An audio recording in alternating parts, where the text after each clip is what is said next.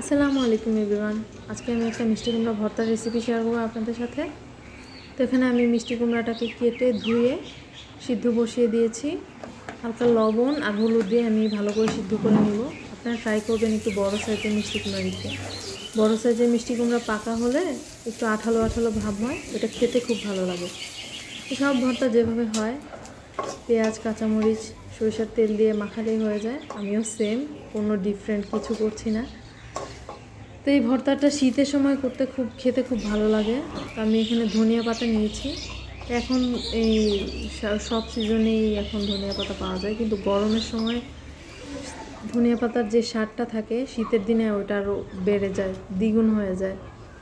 তো প্রথমে আমি এখানে সব কিছু মাখিয়ে নিয়েছি ভালো করে। শুকনো মরিচ, পেঁয়াজ, আপনারা চাইলে 2টা রসুনের কোয়া অ্যাড করতে পারেন।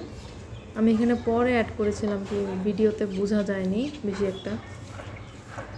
তো সব কিছু একসাথে মেখে আমি মিষ্টি কুমড়াটাকে ভালো করে একসাথে মিশিয়ে নিচ্ছি। সব কিছু ভালোভাবে মিশিয়ে নেওয়ার পরে আমি একটু সরিষার তেল অ্যাড করব, কিন্তু একটু সরিষার তেলটা একটু বেশি পড়ে গেছে।